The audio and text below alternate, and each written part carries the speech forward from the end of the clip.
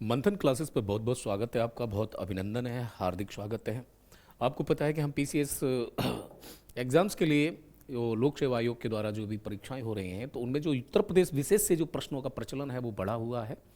हालांकि पिछला जो अभी पीसीएस प्री हुआ था उसमें तो नहीं दिया था, लेकिन जो समीक्षा अधिकारी है उसमें प्रदेश से जो क्वेश्चंस होते हैं उनकी एक ठीक ठाक संख्या रहती है। एप्लीकेशन पे आपको पता है कि हमारा जो चल रहा था, और उसी में उत्तर प्रदेश विशेष से और उत्तर प्रदेश विशेष सामान्य ज्ञान के तहत हम आपके लिए जो है एक तीसरी क्लास लेके आए। हमने लोकेशन देखी थी और सीमाएं देखी थी। आज हम इसका अक्षांश और देशांतरीय विस्तार, लंबाई चौड़ाई, इसका मैदानी क्षेत्र और इसका प्रायद्वीपीय क्षेत्र का जो विस्तार है, दक्षिणी क्षेत्र, उस पर हम चर्चा करेंगे। चलिए स्टार्ट कर लेते हैं हम। तो हम फिर वहीं चलेंगे अपना, कहाँ पर हम चलते हैं, कहाँ पर, वहीं सहारनपुर, और सहारनपुर से नीचे आएंगे हम कहाँ पर, मुजफ्फरनगर, और बागपत होते हुए और ये जो शामली है उस तरीके से हम आगे बढ़ेंगे। फिर दिल्ली एनसीआर में आप प्रवेश करेंगे तो उसके बाद में फिर आप देखते हैं आप पर चले जाएंगे कहाँ पर, मथुरा आगरा की बेल्ट में। और आगे हम जब बढ़ते हैं तो अपना ललितपुर की ओर तक हम जब पढ़ाते हैं तो उसके बाद में ललितपुर है, झांसी है, महोबा है, और चित्रकूट है, बांदा है, मिर्ज़ापुर है, और लास्ट में होते होते हम कहाँ तक लग जाते हैं, हम पहुँच जाते हैं अपना कहाँ, सोनभद्र। और उसके बाद में आप देखोगे तो इस तरीके से यहाँ होते हुए नेपाल से, यानी कि बलिया से भी, नेपाल से सिद्धार्थनगर, महाराजागंज, इन सब डिस्ट्रिक्ट से होते हुए हम जब प्रवेश करते हैं तो हम कहाँ पहुँच जाते हैं अपने, इस तरीके से हम पहुँच जाते हैं कहाँ, अपना उत्तराखंड के पास। सीमाएं मैं एक बार फिर आपको याद दिला दूं तो सीमाओं की यदि बात करेंगे तो आपको बता चुका था मैं कि यहाँ से जो है वो बेल्ट लगती है, वो क्या लगती है, राजस्थान। कहाँ तक, यहाँ तक की बेल्ट जो है वो किसकी है, राजस्थान की है। हरियाणा आपका यहाँ तक लग रहा है, और ये जो सुई की नोक है भी हिमाचल प्रदेश है, और इसको देखेंगे तो यहाँ पर आपका यह क्या हो जाएगा, ये उत्तराखंड है। ठीक, और यहाँ देखेंगे तो नेपाल है।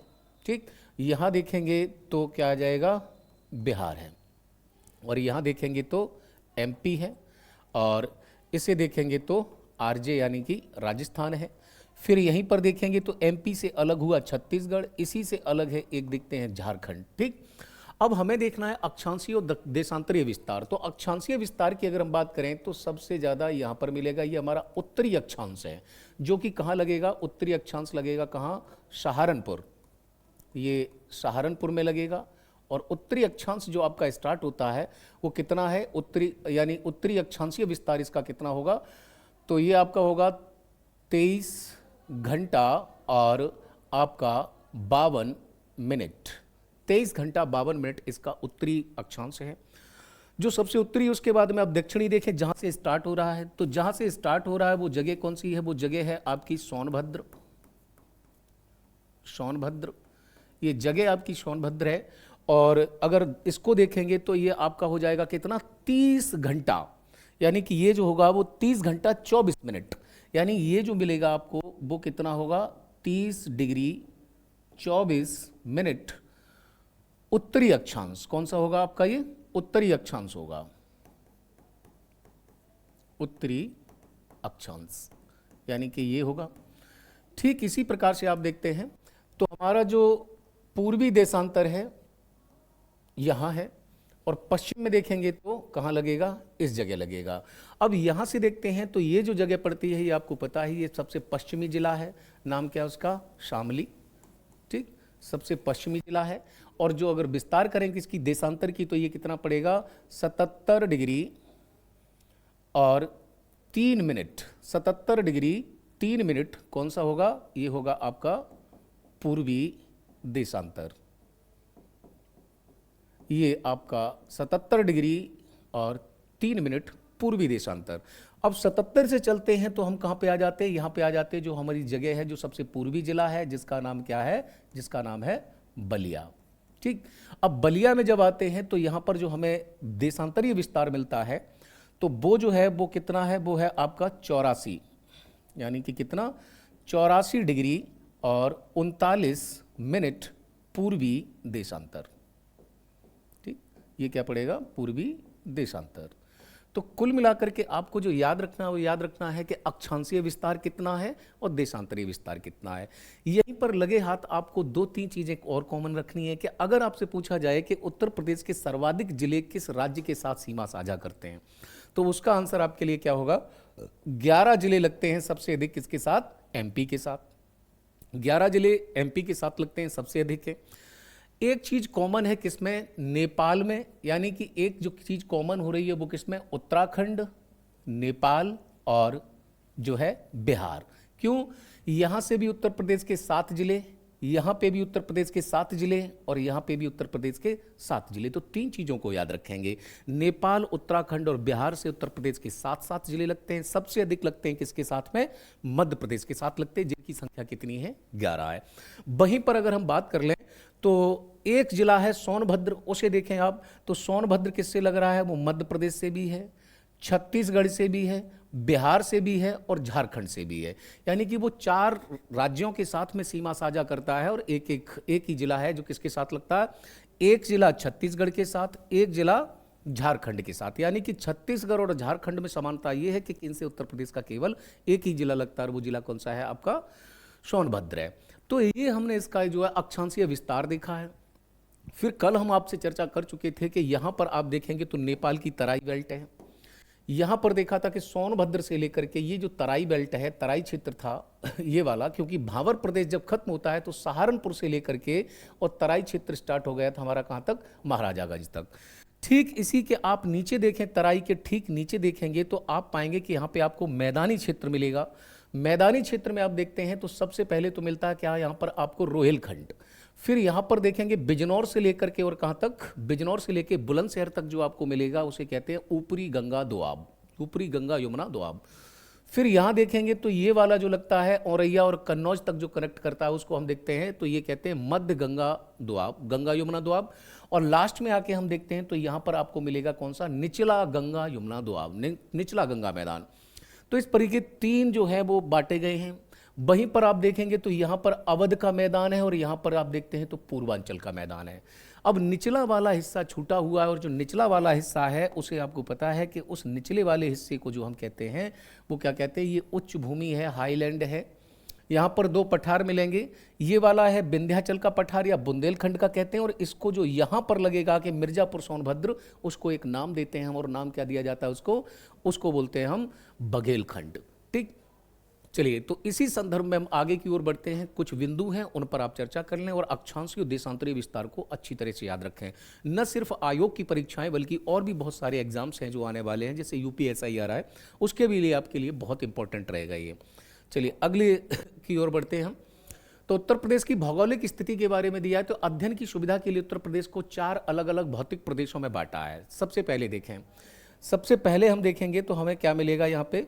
सबसे पहले मिलेगा हमें सहारनपुर में शिवालिक की तलहटी। ठीक, फिर भावर और तराई का क्षेत्र है। उसके बाद में गंगा का मैदान है, और गंगा का मैदान मैंने बोला था कौन सा है? एक तो ऊपरी है, ऊपरी है। फिर कौन सा होगा? मध्य का मैदान है। और फिर कौन सा होगा? फिर आपका निचला हो जाएगा। ये 3 मैंने आपको बताए। उसके बाद में हम बात करेंगे किस पे? दक्षिण का पठारीय क्षेत्र। तो दक्षिण के पठारी क्षेत्र को आप देखेंगे तो ललितपुर, झांसी से लेकर के और सोनभद्र, मिर्जापुर तक फैला हुआ है। और दक्षिण के पठारी क्षेत्र की सबसे बड़ी विशेषता जो है वो ये है कि दक्षिण में जो पहाड़ियां हैं, दक्षिण में जो पहाड़ियां हैं उनकी औसत ऊंचाई की यदि आप बात करोगे तो एवरेज हाइट इन पहाड़ियों की दक्षिण में देखोगे तो वो कितनी है? 300 मीटर है। ठीक, ये 300 मीटर है। लेकिन वहीं पर आप देखोगे तो मिर्जापुर और सोनभद्र में जाते जाते देखेंगे तो कुछ एक स्थल ऐसे हैं जहां पर ये हो जाती है कितनी? 450। यानी कुछ स्थल ऐसे हैं जहां पर कितनी हो जाती है दक्षिण के पठारी की? 450 मीटर। लेकिन 2 जिला जहां पे देखेंगे, एक कौन सा आएगा? एक आएगा आपका मिर्जापुर और दूसरा देखेंगे सोनभद्र। ठीक, मिर्जापुर और सोनभद्र को यदि आप देखोगे सोनभद्र,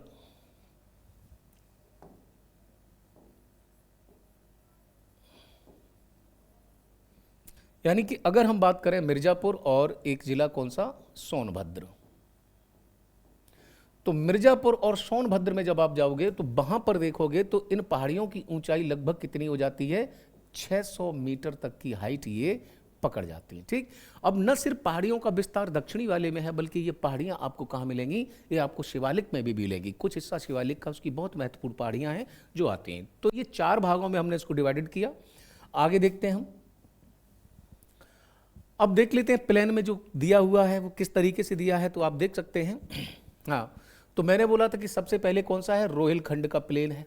ठीक, फिर देखेंगे गंगा यमुना का दोआब है ये वाला, फिर यहाँ जालौन का प्लेन है, फिर इटावा ब्रांच है यहाँ पर, उसके बाद में देखेंगे तो ये हमीरपुर ब्रांच है, और फिर बांदा का प्लेन है, यहाँ पर देखेंगे यमुना पार प्लेन है। ठीक, उसके बाद में देखेंगे पूर्विया प्लेन है, अवध का मैदान है, ठीक है, और सरयू पार मैदान है।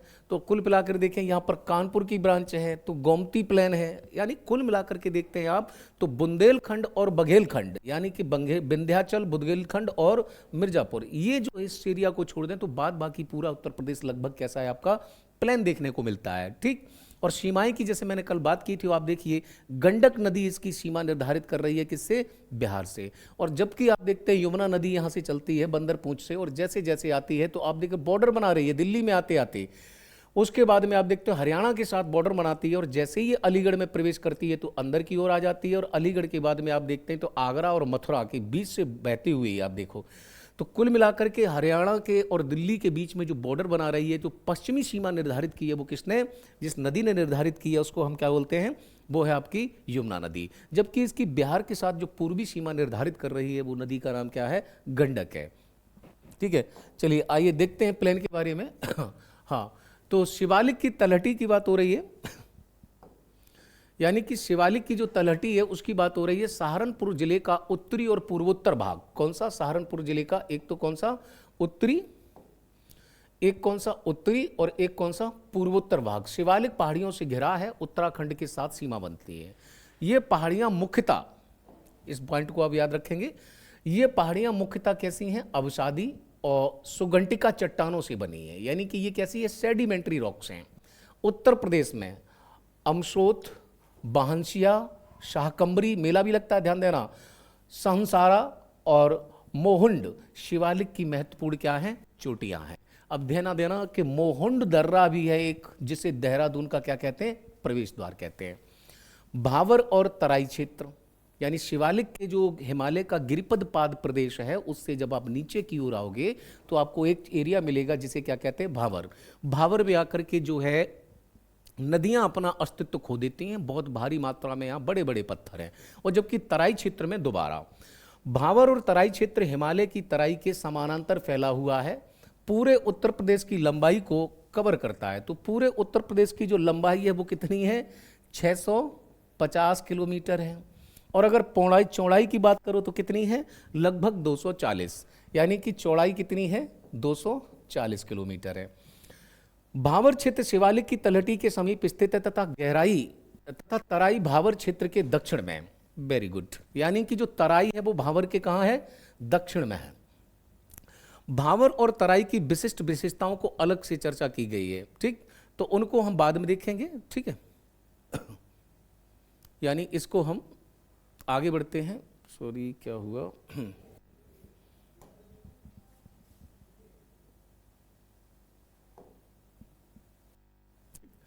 भावर को देखते हैं। तो भावर क्षेत्र पश्चिम में सहारनपुर से पूर्व के देवरिया तक, तो भावर का जो विस्तार है वो कहाँ से है, तो पश्चिम में कहाँ से लगेगा, ये सहारनपुर से, और पूर्व में कहाँ तक फैला है, देवरिया तक। अधिकतम चौड़ाई इसकी पश्चिम में है कितनी, 34 किलोमीटर है। पूर्व में कैसा होता है, ये घटती जाती है। फिर बोला हिमालयी नदियों की गति तराई में हल्की ढलान के कारण कम हो जाती है, और नदियां इस क्षेत्र में भारी मात्रा में तलछट और जमा कर देती हैं। यानी कि यहाँ पर क्या होगी, बहुत भारी मात्रा में गाद जमा होती है, और ये कैसा बन जाती है, दलदलीय, यानी कि ये दलदलीय क्षेत्र बन जाता है। ठीक, तलछटी जमा क्षेत्र की छिद्रता इतनी अधिक है कि छोटी धाराएं और नदियां लुप्त हो जाती हैं, और इस क्षेत्र में भूमिगत होकर बहती हैं। जलोढ़ पंख का निर्माण होता है, और जलोढ़ शंकु जैसी जो है भू आकृतियां यहाँ पर मौजूद हैं, और कृषि के लिए उपयुक्त नहीं है, क्योंकि बड़े बड़े पत्थर हैं, इसलिए यहाँ पर कृषि नहीं की जा सकती है। तराई क्षेत्र में भूमिगत जलधाराएं पुनः उभर आती हैं, यानी कि जो नदियां नीचे चली गई थी वो एक बार पुनः क्या होती हैं, ऊपर उभर के सामने आती हैं। अब जब वो उभर के सामने आती हैं तो वहाँ पर क्या बनता है, तराई बेल्ट बनती है। इस तराई बेल्ट का विस्तार न सिर्फ उत्तर प्रदेश में बल्कि हिमालय के सहारे सहारे आप देखेंगे तो ये उत्तराखंड से लेकर के कहाँ, असम के काजीरंगा नेशनल पार्क तक जाता है। ठीक, आगे देखते हैं हम। यह दलदली इलाका है और मच्छरों से भरा हुआ है। इस क्षेत्र में घने जंगल, लंबी घास और समृद्ध वन्य जीव मौजूद हैं। तो इसीलिए तराई क्षेत्र में ही आप देखते हैं तो दुधबा यही मिलेगा। असम का काजीरंगा असम में तो है, वो उत्तर प्रदेश की बात कर रहा हूं मैं, उत्तर प्रदेश के संदर्भ से।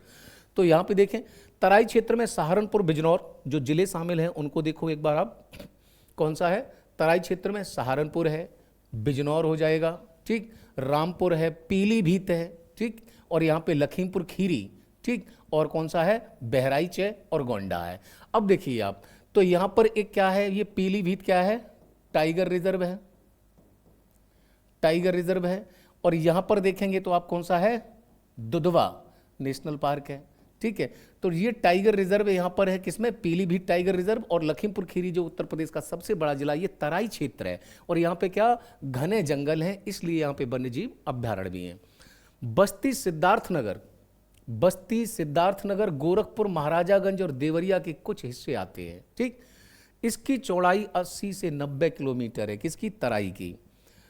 अब इसका एक बड़ा हिस्सा कृषि भूमि में तब्दील हो चुका। बहुत अच्छी बात है क्योंकि वहां लोकल जो किसानों ने क्या किया, तराई क्षेत्र को कृषि योग्य बना लिया है। अब यह क्षेत्र गन्ना, गेहूं, चावल की खेती के लिए प्रसिद्ध है।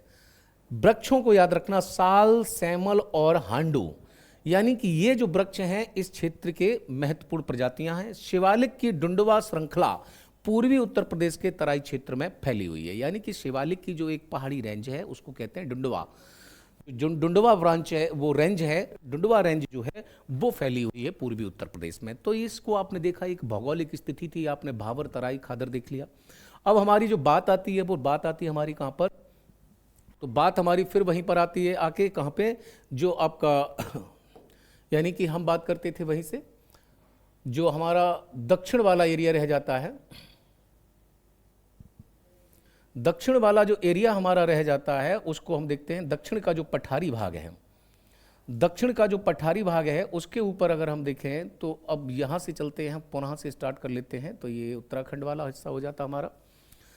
अब बात कर रहे हैं हम किसकी, हम करेंगे बात किसकी, यह वाला पठारी क्षेत्र। तो ध्यान देना यहाँ पर जो है वर्षा सबसे कम है, यानी कि ये एरिया कहाँ है, ये दक्षिण में है, ये दक्षिणी भाग है उत्तर प्रदेश का। ठीक, और हम बात कर रहे हैं किसकी, इस वाली बेल्ट की। ठीक, इस वाली बेल्ट की बात कर रहे हैं, जैसे कि अभी पूर्व में आपको मैं बता चुका हूं कि यहाँ पर जो है पहाड़ियाँ हैं और जिनकी ऊंचाई भी है, खास करके मिर्ज़ापुर, सौरभद्र में ये सबसे ज़्यादा ऊंची हैं। कितनी हो जाती हैं, ये लगभग 600 मीटर तक ऊंची यहाँ पर क्या मिलेंगी आपको, चोटियाँ मिलेंगी। ठीक, और आप देखते हैं तो यहाँ पर लगेगा कौन सा, विंध्याचल। तो दक्षिणी भाग में जो मिट्टी मिलेगी वो कैसी मिलेगी, लाल मिट्टी मिलेगी। ठीक, वर्षा जो है सबसे कम है, वर्षा सबसे कम मिलेगी आपको यहाँ। ठीक, दूसरी बात अगर हम करें तो वर्षा सबसे कम है और मिट्टी कैसी, लाल है, इसलिए यह क्षेत्र किसके लिए उपयुक्त नहीं है, यानी ये कृषि के लिए उपयुक्त नहीं है, यानी कि ये कृषि के लिए उपयुक्त नहीं है, यानी यहाँ खेती नहीं की जा सकती। यहाँ कुछ एक एरिया ऐसा है जहाँ मोटे अनाज बो दिए जाते हैं। मोटे अनाज का मतलब ये है कि ऐसी फसलें जिनको सिंचाई के लिए कम से कम जल की आवश्यकता हो, जिसमें जैसे सरसों है, बाजरा है, जौ है, मसूर है, ये जो फसलें ये बो दी जाती हैं। तो इसमें अगर आप देखते हो तो दक्षिण का पठार 3 भागों में विभाजित है। सबसे पहले यमुना पार का क्षेत्र है, यानी कि अगर हम देखेंगे तो इसे भी हमने 3 सेक्शन में बांटा है। सबसे पहले एक तो कौन सा हो जाएगा, यमुना पार, यमुना पार का जो है वो क्षेत्र हो जाएगा। ठीक, पहला वाला है। दूसरा वाला देखो तो यमुना पार आप समझ रहे हो कौन सा जिला पड़ेगा, आगरा, मथुरा के इनका जो पश्चिमी क्षेत्र है, आगरा मथुरा का पश्चिमी क्षेत्र है। उसके बाद में आप देखेंगे तो एक जगह और पड़ेगी जिसे हम कहते हैं बघेलखंड। ठीक, बघेलखंड, ये बघेलखंड का हिस्सा पड़ेगा। और ये बघेलखंड का हिस्सा जो पड़ेगा वो सोनभद्र और मिर्जापुर, सोनभद्र और मिर्जापुर में गंगा नदी पार के जो दक्षिणी क्षेत्र है, सोनभद्र और मिर्जापुर का जो दक्षिणी क्षेत्र है उसे हम बघेलखंड के अंतर्गत शामिल करते हैं। ठीक। और देखेंगे तो चंदौली का भी इसमें कुछ जो दक्षिणी भाग है, क्योंकि चंदौली को जब आप देखोगे तो चंदौली आपको कहाँ मिलेगी, लगभग चंदौली यहाँ है, चंदौली यहाँ है, सोनभद्र यहाँ है, मिर्जापुर जो है वो आपका यहाँ है। तो ये जो एरिया है इसको हम जो कह देते हैं वो कौन सा कहलाएगा, यानी कि इस वाले एरिया की अगर आप बात करोगे तो ये एरिया जो आपका कहलाएगा वो क्या कहलाएगा, बंगेलखंड का। यानी चंदौली की जो चकिया तहसील है, जो चकिया जो ब्लॉक है चंदौली का, तो चंदौली का जो चकिया है वो यहाँ पे पड़ता है। ठीक है, उसके अगर यहाँ पर देखोगे इसके ठीक नीचे वाले हिस्से में देखोगे, अगर इसके दक्षिणी छोर पर जब आप देखोगे तो दक्षिणी छोर पर आपको यहाँ पर देखो तो एक नदी, यानी कि यहाँ पर देखोगे तो एक कौन सी होगी, नर्मदा और सोन, इन नदियों की क्या मिलेगी, दरार, यानी भ्रंश घाटी, ये आपको देखने को मिल जाएगी। कहाँ पर, इसके दक्षिण में, यानी बघेलखंड के दक्षिण में देखोगे तो यहाँ पर नर्मदा और सोन, नर्मदा और सोन नदी की जो है क्या मिलेगी आपको, दरार देखने को मिल जाएगी। खास करके यहाँ पर 3 नदियाँ बहती हैं, उनमें अगर आप बात करोगे तो 3 नदियाँ जो हैं वो कौन सी आएंगी आपकी वो 3 नदियों में देखेंगे तो यहाँ पर एक कर्मनाशा नदी भी आपको मिल जाएगी और यहीं पर आपको जो है सोन नदी भी मिल जाएगी। तो ये 2 नदियाँ 3 बहती हैं यहाँ पे। दूसरा अगर हम इसको बात करेंगे तो यहाँ से वाला ये वाला हिस्सा, यानी कि ये वाली जो रेंज लग रही है, इसको हम कभी कभी बुंदेलखंड भी बोल देते हैं और इसको विंध्याचल की रेंज भी बोल देते हैं। तो इसको अलग नाम से जानते हैं हम, बुंदेलखंड, या फिर इसको विंध्याचल की रेंज भी कह देते हैं। और दक्षिण में 3 भागों में विभाजित है दक्षिण का पठार, 3 में हमने डिवाइडेड किया क्योंकि एक रेंज हम कहाँ पे कर देते हैं, एक रेंज हमारी ये वाली भी है। तो पहली रेंज होती है, दूसरी रेंज है और तीसरी रेंज है। और नदियां देखो यहाँ पर, तो इसको अगर हम दक्षिण में देखेंगे तो इसके दक्षिण में 3 महत्वपूर्ण नदियां बहती हैं, चंबल, बेतवा और धसान। यानी कि अगर इसके दक्षिण में देखोगे तो दक्षिण में आपको 3 नदियां मिलेंगी। एक मिलेगी कौन सी, चंबल, चंबल के अलावा एक मिलेगी आपको कौन सी, बेतवा, और उसके अलावा देखोगे तो एक मिलेगी आपको कौन सी, धसान। यानी कि ये 3 महत्वपूर्ण नदियां हैं। ठीक। दूसरी बात अगर हम करें तो रोहेलखंड को देखोगे तो रोहेलखंड अगर वही है कि रोहेलखंड को तो हम देख ही चुके हैं, खास करके हम इसकी बात कर रहे हैं, हमारा ये वाला जो एरिया है। तो इस एरिया में जब आप जाएंगे तो यहां पर देखेंगे तो प्रायद्वीप का पठारी क्षेत्र जो है, खास करके ललितपुर, झांसी, महोबा, बांदा, चित्रकूट, यानी कि अगर आप यहां से देखेंगे तो ललितपुर, झांसी, महोबा, चित्रकूट, बांदा, ठीक है, मिर्जापुर, सोनभद्र, ये सभी लगेंगे। अब देखें दक्षिणी भाग है, लाल मिट्टी है, वर्षा नहीं है, सबसे कम होती है, कृषि के लिए उपयुक्त नहीं है। तो ये एरिया अलग है थोड़ा सा, जैसा कि अभी हमने मैदान देखा, गंगा का मैदान, और उसके बाद में हमने देखा अपना कौन सा, ये वाला एरिया। ठीक। अब बात होती है कि जो जो चीज़ें यहाँ पाई जाती हैं, जैसे आपको पता है कि इस वाले एरिया में, यानी कि ये वाला जो बेल्ट में बात कर रहा हूँ, इस वाले बेल्ट की, इस वाले बेल्ट की बात कर रहा हूं, तो यहीं पर आप देखना ये जो है परतदार चट्टानों से है, और यहीं पर आप देखेंगे एक क्षेत्र मिलेगा जिसे कहते हैं सिंगरौली, यानी सिंगरौली बेसिन, जो किसके लिए प्रसिद्ध है, जो कोयले के लिए प्रसिद्ध है। और सोनभद्र में ही आप देखना क्या है, रेणकूट, जहां पर एल्युमिनियम उद्योग है। और ये सब किस में आए पड़ेगा, ये पड़ेगा किसमें, बघेलखंड में आकर के पड़ता है। ठीक है। तो खास करके हम दक्षिणी के क्षेत्र को देख लिए, अवध के मैदान को देख लिए, रोहेलखंड को देख लिए, गंगा मैदानों की बात कर ली हमने। जैसे उसमें देखा था आपने, कहाँ पर है, यहाँ पर होगा, ये कौन सा होगा, ऊपरी गंगा दोआब, मध्य गंगा दोआब, और ये कौन सा होगा, निचला गंगा दोआब। तो खास करके मैं समझता हूँ ये चीज़ आपको पता होंगी और कुछ आप समझ भी गए होंगे। तो अब जो है हमारी नेक्स्ट क्लास जो हम करेंगे वो किस में होगी, उसके लिए आप तैयार रहिए। और उसमें हम उत्तर प्रदेश का नदी तंत्र, यानी कि उत्तर प्रदेश की जो नदियां हैं और उत्तर प्रदेश का जो रिवर सिस्टम है उसको लेके आएगी कि इसका ड्रेनेज सिस्टम कौन सा है। क्योंकि आप देखते हो पठारी भाग है तो कुछ नदियां इधर से भी निकलेंगी, जैसे चंबल, सिंध, बेतवा, कैन, पुनपुन, टॉन्स, ये जो नदियां हैं वो कहाँ से निकलेंगी, पठारी से। फिर कुछ नदियां हिमालय से आएंगी, जिसमें आप देखेंगे रामगंगा है, सरयू है, घग्गर है, राप्ती है, गोमती है, गंडक है, कोसी, इस तरीके की वो नदियां भी इसमें आकर के मिलेंगी। ठीक है। तो बहुत बहुत धन्यवाद आपका साथ बने रहने के लिए। ठीक। और कमेंट्स जरूर कीजिए क्लास में, अगर कोई सुधार लगता है आपको कि ये चीज़ और इसमें इंप्लीमेंटेड होनी चाहिए तो हम उसके लिए बराबर प्रयास करेंगे। बहुत बहुत नमस्कार और धन्यवाद। जय हिंद।